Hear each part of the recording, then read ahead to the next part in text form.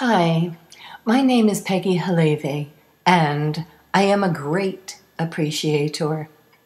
I've been inspired to be a great appreciator, and from that inspiration, I wrote a book. It is a beautiful book, and it is called The Art of Appreciation. I would like to share a portion of a reading from Chapter 9, which is called Emotionally Appreciating Thoughts. I hope you enjoy it. People do not disappoint. You permit your thoughts of disappointment to exist, and those thoughts bring to surface the emotion of disappointment. Emotions have been created to exist, although they do not have to rule your life, just guide it. I have been taught that emotions are far from intelligent or logical, but truly look at them closer. Work with them with deliberate intent. Use them as the tools they have always been intended for, and think about them and notice their intelligence, their ability to guide and guard. Thoughts and emotions are partners in directing happiness into life experiences. Thoughts and emotions are equally partners in directing sadness. Happiness is a more desirable direction than sadness for most and at most times, although I can think of times when, right or wrong, sadness was a preferential thought to me. Sad things happen, and when they do, I want to feel that sadness and appreciate its conquest over me, and sometimes its healing in me. Yet emotions direct both positive and negative experiences, depending upon their impact. Being sad is not always a negative experience for me. I can, for example, look at a sad piece of art and sense it as beauty. There are overlapping connections between thoughts, emotions, and desires. Emotions guide our understanding of the influence our thoughts have upon our creations and our experiences. In realizing emotions, it is reasonable to detect that some emotions are provided to trigger off indicators of direction. They pave the best route for us to reckon in their telling us what they do. This telling can be advice, or it can be flow into your default value. It is all within our capability to direct. As you pay attention and control thoughts resulting from emotions, because that is all emotions ever really are, your actualized thoughts.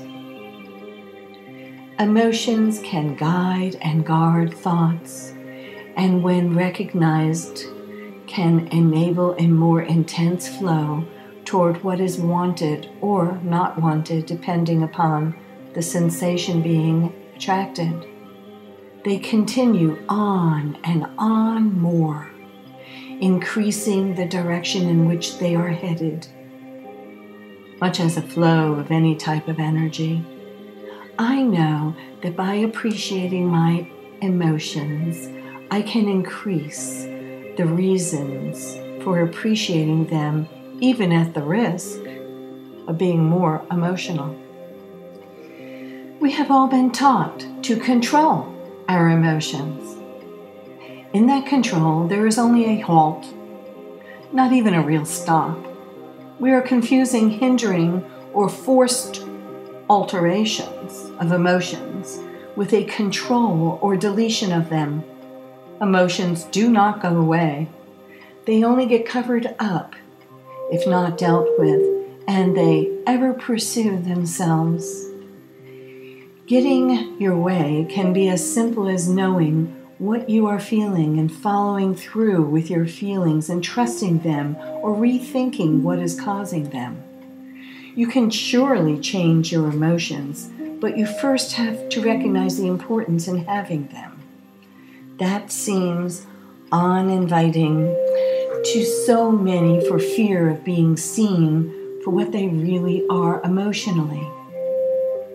It is also easy once you know, and when you know that, you also know the great power of being more of who you really are. You are a great human intended for the purpose of knowing that and much more. There are vast amounts of people suppressing, separating, and denying emotions from thoughts. Most people are in this mode of living, and most of the time. This separation is said to be logical. It is the thriving pull of the default ego value, which wants to copacetically be included in all of life, and yielding to that is a major sacrifice of ownership, joy, and happiness.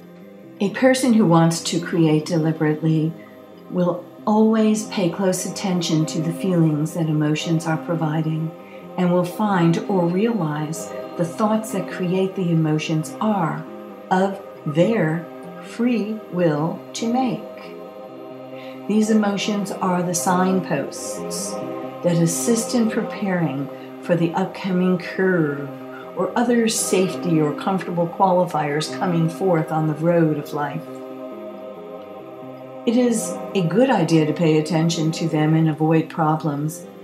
And if problems cannot be avoided, it is easier to be prepared to cope with required change by sensing their nearing. Evaluating the indicators along the way enables slight changes in the course and enough to grow easier when desired.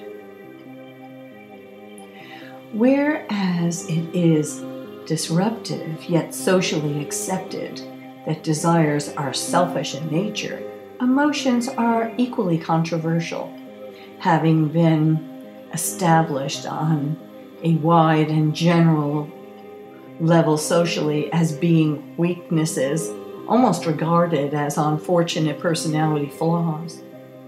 Emotions are welcomed in particular moving situations, including when a singer or entertainer is really singing their heart out within the scope of the acting of it.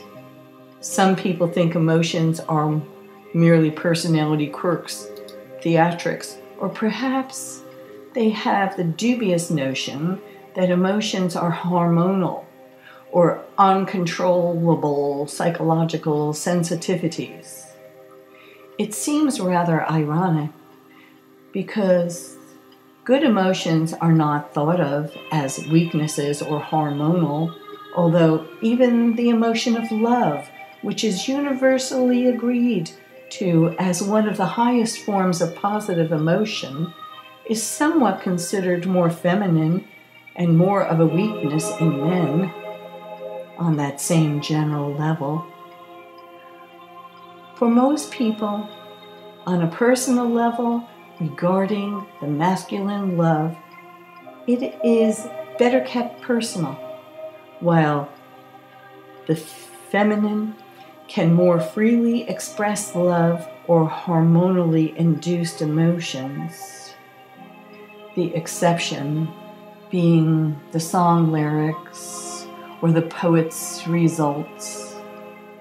Basically, the message I have heard all of my life is that emotions, especially those that are more extreme, are meant to be kept at bay, rather than to be bravely sailed out in the open seas of life where all can observe. The exception is when females use hormones as their emotional excuse.